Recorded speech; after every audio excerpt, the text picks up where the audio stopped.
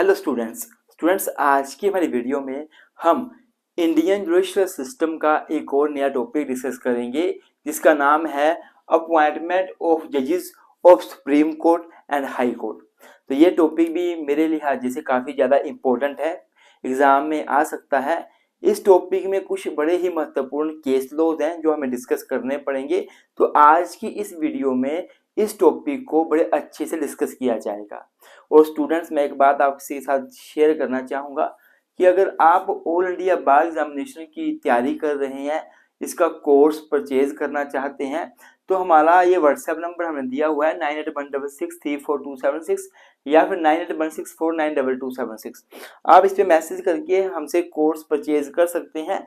पहले अटेम्प्ट में AIB clear करना है तो लॉ ऑफ द ट्विंस का कोर्स आपके लिए एक रामबाण साबित हो सकता है। और इसी वीडियो के डिस्क्रिप्शन में मैं इंडियन जुडिशियल सिस्टम की जो है प्लेलिस्ट ऐड कर दूंगा और वहां पे सारे लेक्चर आपको मिल जाएंगे। इससे पहले काफ़ी लेक्चर मैंने बना दिए हैं, तो आप बाकी लेक्चर देखना चाहते हैं तो इसी वीडियो के डिस्क्रिप्शन में देख लीजिएगा, आपको वहां पे प्लेलिस्ट मिल जाएगी। तो स्टूडेंट्स, इसके साथ आज की वीडियो को शुरू करते हैं।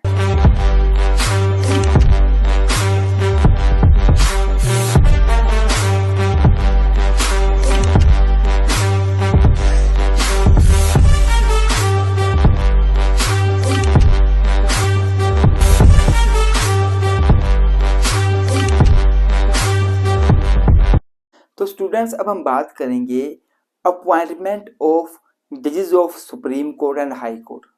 देखिए स्टूडेंट्स, इससे पहले हमने अपना टॉपिक किया इंडिपेंडेंस ऑफ जुडिशरी, जिसमें हमने देखा कि जो जुडिशरी है वो बहुत ही ज़्यादा इंपॉर्टेंट रोल प्ले कर रही है हर एक कंट्री में। अगर मैं इंडिया की बात करूं तो इंडिया में चाहे कॉन्स्टिट्यूशन को प्रोटेक्ट करना हो, लोगों के फंडामेंटल राइट को प्रोटेक्ट करना हो, चाहे रूल ऑफ लॉ को मेंटेन करना हो, केवल जुडिशरी है जो सारे काम कर सकती है। इवन जुडिशरी को भारतीय संविधान का गार्जियन कहा जाता है, प्रोटेक्टर कहा जाता है।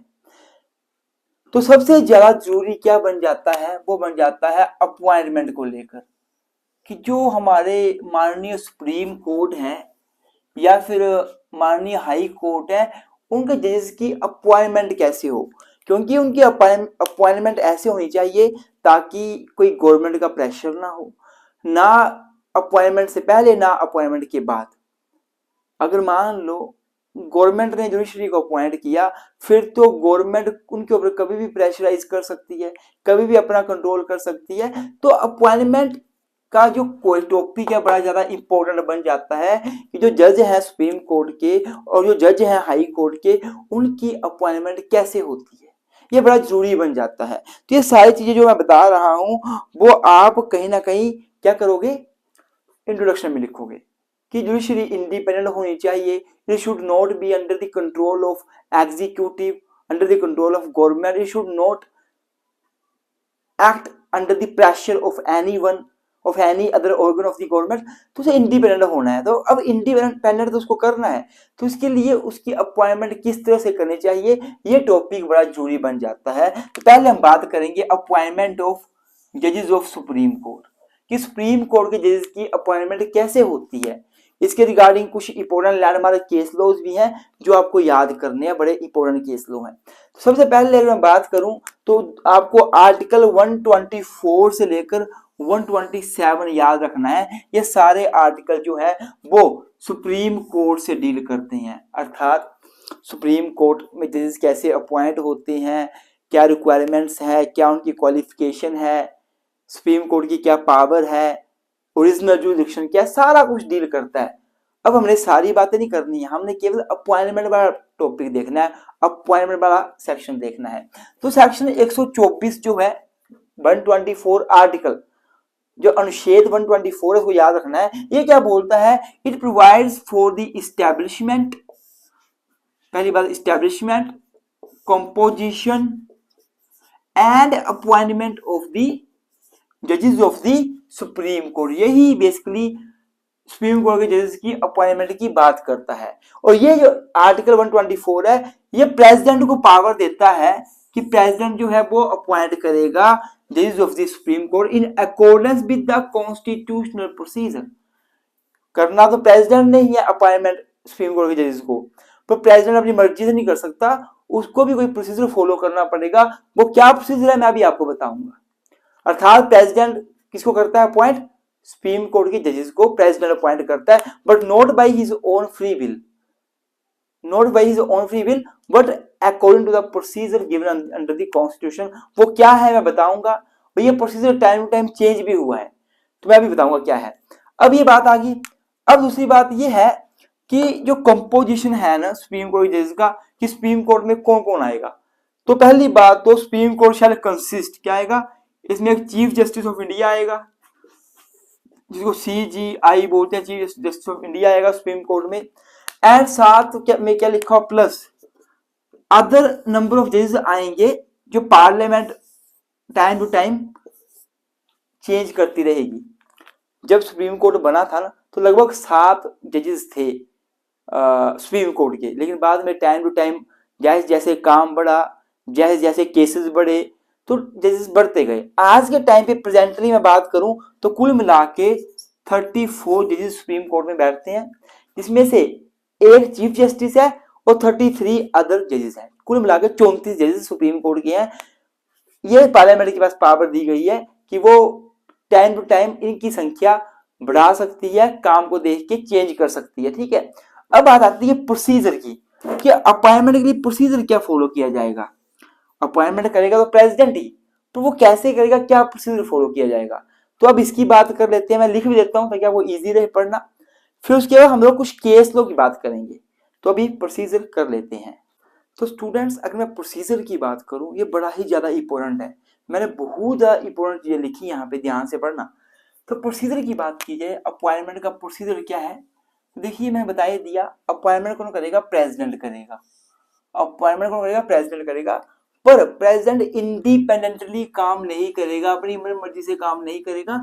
प्रेसिडेंट जो है वो अपॉइंटमेंट कैसे करेगा, appointment are made under the collegium system. एक कोलिजियम सिस्टम होगा, अर्थात जो प्रेसिडेंट अपॉइंटमेंट करेगा वो खुद नहीं करेगा, बल्कि एक कोलिजियम सिस्टम होगा। कोलिजियम में कौन होगा, कोलिजियम में कौन होगा, कोलिजियम में चीफ जस्टिस ऑफ इंडिया होंगे एंड 4 अदर सीनियर मोस्ट जजेस होंगे। कुल मिला के 5 जजेस होंगे। ये नाम रिकमेंड करेंगे और उस नाम को प्रेसिडेंट को चुनना पड़ेगा। ये बाइंडिंग होगा प्रेसिडेंट के ऊपर, मानना ही पड़ेगा। प्रेसिडेंट अपनी मर्जी नहीं कर सकता। ये क्यों किया गया है, ताकि किसी प्रकार का एग्जीक्यूटिव का दबाव ना हो जजेस की अपॉइंटमेंट में। मतलब जो चीफ जस्टिस ऑफ इंडिया है, साथ में 4 सीनियर मोस्ट जजेस हैं सुप्रीम कोर्ट के, वही नाम रिकमेंड करेंगे और उसी को ही चुनना पड़ेगा। The recommendation is binding on the president. The collegium recommend the name of the judges for appointment. These recommendation is binding on the president. Ensure that judicial appointment remain largely free from the executive interference. Executive की कोई interference नहीं होनी चाहिए, किसी प्रकार का दबाव नहीं होना चाहिए। अब मैं आपको कुछ केस लो बताऊंगा। 4 केस लो मैंने यहाँ पे लिखे हुए, बड़े ही इंपॉर्टेंट केस लो हैं। पहले क्या था ना, पहले जुडिशरी को भी कंट्रोल में किया जाता था। जुडिशरी की अपॉइंटमेंट के रिगार्डिंग गवर्नमेंट को पावर थी। सबसे पहला केस है, फर्स्ट जो केस है इसके रिगार्डिंग वो है SP Gupta versus union of India 1981 का, 1981 का। इस केस में क्या हुआ था, इस केस में बोला गया था कि जो एग्जीक्यूटिव है, एग्जीक्यूटिव को पावर दे दी गई थी जजेस को अपॉइंट करने के लिए। अर्थात जो प्रेसिडेंट है वो अपॉइंट करेगा अपनी मन मर्जी से, और जो भी जजेस उसको रिकमेंडेशन देंगे नाम किसी का, वो बाइंडिंग नेचर का नहीं है। मतलब in this case executive was given the power regarding the appointment of the जजेस ऑफ द सुप्रीम कोर्ट। 1981 का केस हो गया। फिर सेकंड जज केस आया, उसके बाद लगभग कुछ सालों बाद 1993 में सेकंड जज केस आया, जिसका नाम था supreme court advocates on record association versus union of India. इस केस में पावर देगी जुडिशरी को, कि जुडिशरी जो है वो खुद जो है अपॉइंट करेगी, उसकी सुपरमेसी की गई। क्या बोला गया, reversed the supreme court reverse the decision of the earlier decision and held that consultation means concurrence and the CGI opinion is binding, मतलब जो सीजीआई ने प्रेसिडेंट को नाम दिया है वो बाइंडिंग है, मानना पड़ेगा, कोई उसकी मन मर्जी नहीं है कि अपनी मर्जी से किसको अपॉइंट करे, जो दिया गया नाम वही अपॉइंट करना पड़ेगा प्रेसिडेंट को, अर्थात एग्जीक्यूटिव को जुडिशरी की बात माननी पड़ेगी, जुडिशरी के द्वारा दिए गए नाम ही सिलेक्ट करने पड़ेंगे। फिर थर्ड जज केस है, थर्ड जज केस ये आया 1998 में, री स्पेशल रेफरेंस ऑफ 1998 केस। इस केस में क्या हुआ, इसमें कोलिजियम सिस्टम आ गया था 5 मेंबर जजेस का। 5 मेंबर जजेस का क्या बोला गया, एक सीजीआई होना चाहिए प्लस 4 अदर जजेस, सीनियर मोस्ट जजेस होने चाहिए, और ये पांचों लोग आपस में सलाह करेंगे, नाम रिकमेंड करेंगे, सभी की सहमति से नाम रिकमेंड होगा, फिर प्रेसिडेंट को उसको मानना ही पड़ेगा, ये बात इस केस में बोली। और जो बिल्कुल लेटेस्ट केस है, फोर्थ जज केस, वो है supreme court advocates on record association versus union of India 2015। ये 2015 केस है। इसमें क्या हुआ था, नेशनल जुडिशियल अपॉइंटमेंट कमीशन, क्या नाम था, नेशनल जुडिशियल अपॉइंटमेंट कमीशन को स्टक डाउन किया गया था। एक कमीशन अपॉइंट किया गया था, नेशनल जुडिशियल अपॉइंटमेंट कमीशन, जिसमें क्या है ना, जिसको अपॉइंट करने की पावर फिर से एग्जीक्यूटिव के पास थी, एग्जीक्यूटिव ने पावर ले ली थी। तो इस नेशनल जुडिशियल अपॉइंटमेंट कमीशन को सुप्रीम कोर्ट ने 2015 में स्ट्रक डाउन कर दिया। और आज के टाइम पे क्या है, आज के टाइम पे ये प्रोसीजर है कि प्रेसिडेंट क्या करता है, उसको नाम रिकमेंड किए जाते हैं कोलिजियम के द्वारा, जिसमें कि चीफ जस्टिस ऑफ इंडिया होता है, सीनियर मोस्ट 4 जजेस होते हैं, और उसी नाम को फिर प्रेसिडेंट को चुनना पड़ता है एज ए जज ऑफ सुप्रीम कोर्ट। तो ये बड़ा अच्छे से याद करना, यहाँ से पक्का क्वेश्चन आ सकता है।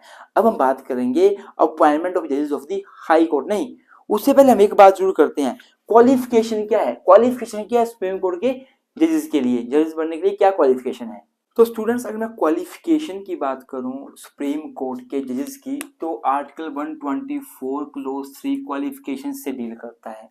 तो ये बोलता है कि कोई भी व्यक्ति अगर सुप्रीम कोर्ट का जज बनना चाहता है तो सबसे पहले तो वो सिटीजन ऑफ इंडिया होना चाहिए, पहली बात, एंड और उसके साथ क्या होना चाहिए, इन तीनों में से कोई भी पॉइंट हो, तीनों में से कोई भी। पहला क्या है, पर्सन मस्ट हैव बीन जज of high court for at least 5 years. अगर कोई व्यक्ति किसी हाई कोर्ट का जज है पिछले 5 सालों से और सिटीजन ऑफ इंडिया है तो वो बन सकता है सुप्रीम कोर्ट का जज। या फिर person must have been an advocate of high court और high courts for at least 10 years. या फिर कोई व्यक्ति पिछले 10 सालों से किसी हाई कोर्ट का वकील है, या फिर डिफरेंट हाई कोर्ट का वकील रहा है पिछले 10 सालों से लगातार, और वो सिटीजन ऑफ इंडिया भी है, तो वो भी जज बन सकता है सुप्रीम कोर्ट का, वो भी एलिजिबल है। एंड लास्ट क्या, पर्सन मस्ट, और या फिर person must be A distinguished jurist in the opinion of the president. अगर प्रेसिडेंट के ओपिनियन में कोई भी व्यक्ति अगर डिस्टिंग्विश्ड जूरिस्ट है, उसको लॉ का बड़ा नॉलेज है, वो ज्ञान रखता है, और वो सिटीजन ऑफ इंडिया है, तो उसको भी सुप्रीम कोर्ट का जज बनाया जा सकता है। अब बात आती है टेन्योर, कि कितने टाइम के लिए सुप्रीम कोर्ट के जज को अपॉइंट किया जाता है। तो वो अपनी जो कोई स्टार्टिंग एज नहीं बताई हुई है, पर मैक्सिमम एज बताई है कि एक बार अपॉइंट होने के बाद वो लगातार काम करते रहेंगे until the age of 65 year. जब तक उनकी एज 65 ना हो जाए वो लगातार काम करते रहेंगे। यहाँ पे कोई मिनिमम एज नहीं बताई है, यहाँ मैं मेन बात बताऊं, यहाँ पे कोई मिनिमम एज नहीं बताई है कि कम से कम 5 साल तक काम करना है या ज्यादा से ज्यादा 5 साल तक काम करना है, ऐसा कुछ नहीं है। जब तक उनकी एज 65 नहीं हो जाएगी तब तक वो सुप्रीम कोर्ट के जज बन सकती हैं। 65 एज कंप्लीट होने के बाद वो जज नहीं बनेंगे, चाहे फिर उन्होंने 1 साल काम किया, 2 साल किया, 5 साल किया, 8 साल किया, कोई इसका मतलब नहीं है। तो ये हो गया सुप्रीम कोर्ट के जजेस का पूरा सिस्टम। अब हम बात करेंगे हाई कोर्ट के जजेस के बारे में। तो स्टूडेंट्स, अगर हम हाई कोर्ट के जजेस की अपॉइंटमेंट करते हैं तो जो मेन आर्टिकल है वो आर्टिकल 217 है, 217 है। इसमें हाई कोर्ट के जजेस की अपॉइंटमेंट, उनकी क्वालिफिकेशन, उनका टेन्योर सारा बताया हुआ है। तो आर्टिकल 217 क्या बोलता है, ये बोलता है कि appointment and condition of service of जजेस ऑफ हाई कोर्ट। ये बताता है अपॉइंटमेंट के बारे में and condition of the service of the जजेस ऑफ हाई कोर्ट। ये बोलता है कि president of the India appoints the high court जजेस by following the constitutional procedure. ये बोलता है कि प्रेसिडेंट जो है वही अपॉइंट करेगा हाई कोर्ट जजेस को bye following the constitutional procedure. जो कॉन्स्टिट्यूशनल प्रोसीजर है वो भी इसी आर्टिकल के अंदर दिया हुआ है। क्या दिया हुआ है, मैंने यहाँ लिखा हुआ है आर्टिकल 217 क्लोज 1 अपॉइंटमेंट प्रोसीजर क्या है। तो क्या होगा, जो हाई कोर्ट जजेस हैं they are appointed by the president, वो प्रेसिडेंट अपॉइंट करेगा। कैसे करेगा, विद द कंसल्टेशन ऑफ, पहली बात चीफ जस्टिस ऑफ इंडिया, दूसरा the governor of the concern state and तीसरा CGI chief justice of the concern high court. मतलब सभी को ले लिया। प्रेसिडेंट अपॉइंट करेगा with the consultation of chief justice of India, साथ में गवर्नर को भी ले लिया स्टेट के, साथ में हाई कोर्ट के चीफ जस्टिस को भी ले लिया। यहाँ लिखा भी है मैंने, the consultation ensure the balance between the central state and judicial authority. सभी में एक बैलेंस बना रहे हैं ना। फिर आती है बात क्वालिफिकेशन की, तो आर्टिकल 217 क्लोज 2 में क्वालिफिकेशन दी हुई है। तो अगर आप हाई कोर्ट के जज बनना चाहते हैं, सबसे पहले तो आप सिटीजन ऑफ इंडिया होने चाहिए, इंडिया के सिटीजन होने चाहिए, एंड साथ में क्या होना चाहिए, have been held judicial office in the India for at least 10 year. अब इंडिया के सिटीजन है, साथ में आप पिछले 10 सालों से कोई जुडिशियल ऑफिस आपने होल्ड करके रखा हुआ है इंडिया में, कोई ना कोई आप जुडिशियल ऑफिसर रहे हैं पिछले 10 सालों से। और या फिर अगर ये वाला पॉइंट नहीं कवर हो रहा तो ये वाला कवर करो, have been an advocate of a high court for at least 10 year, या फिर पिछले 10 सालों से आप किसी हाई कोर्ट के एडवोकेट रहे हो। मतलब आप सर्जन होने चाहिए और साथ में इन दोनों में से कोई एक क्वालिफिकेशन पूरी हो जाएगी तो आप हाई कोर्ट के जज बनने के लिए एलिजिबल हो। अब टेन्योर जो है कितने टाइम के लिए चुना जाता है हाई कोर्ट जजेस को, तो उसका टेन्योर जो है वो आर्टिकल 270 क्लोज 1 में ही दिया हुआ है कि जब तक हाई कोर्ट जजेस की उम्र 62 ईयर्स ना हो जाए तब तक वो हाई कोर्ट जज बन के रह सकते हैं। उनका टेन्योर 62 ईयर की एज तक का है। तो ये सारा कुछ आपने appointment of the high court of जजेस लिखना है। फिर इवन आप यहाँ पे एक बात और लिख सकते हैं, role of the collegium system in the judicial independence, कि जुडिशरी की इंडिपेंडेंस में कोलिजियम सिस्टम का क्या रोल है। अब आप यहाँ पे जुडिशियल इंडिपेंडेंस को अच्छे से लिखो, क्या होता है इंडिपेंडेंस ऑफ जुडिशरी, कितनी जरूरी है हमारे देश में, किसी भी देश में। फिर आप जो 4 जज केस मैंने लिखवाए वो आप मेंशन करो, बताओ क्या क्या हाल किया। फिर आप लास्ट में लिख दो कि कोलिजियम सिस्टम से क्या हुआ है कि अब बाइंडिंग हो गई है कोलिजियम सिस्टम, जो चीफ जस्टिस ऑफ इंडिया है उसके साथ 4 जजेस हैं, उनकी जो राय है, उनकी जो उनको नाम अपॉइंट करेंगे, नाम रिकमेंड करेंगे सुप्रीम कोर्ट के जजेस का, वो बाइंडिंग है किसके ऊपर, प्रेसिडेंट के ऊपर। तो इससे क्या हुआ है, जुडिशरी किसी के कंट्रोल में नहीं है। अब प्रेसिडेंट अपनी मनमर्जी चला सकता, गवर्नमेंट अपनी मनमर्जी चला सकती, तो इससे जुडिशरी की इंडिपेंडेंस बढ़ी है कोलिजियम सिस्टम से, ये आप लिख सकते हैं। बाकी मैंने आपको बताया ना पीछे कि नेशनल कमीशन क्या था, वो national commission, national judicial appointment commission NJAC, इसको भाई साहब रद्द कर दिया गया है, इसको खत्म कर दिया है। इवन तो पहले तो ऐसा होता था कि NJAC में चीफ जस्टिस ऑफ इंडिया का मेंबर होता था, कोई लॉ कमिश्नर भी होता था, बहुत सारे लोग थे आप देखेंगे तो वो कहें कि जुडिशरी की इंडिपेंडेंस को अटैक कर रहा था, उसको खत्म कर दिया गया है। तो ये सारा कुछ आपने लिख लेना है। अब आगे बढ़ते हैं और नया टॉपिक कर लेते हैं।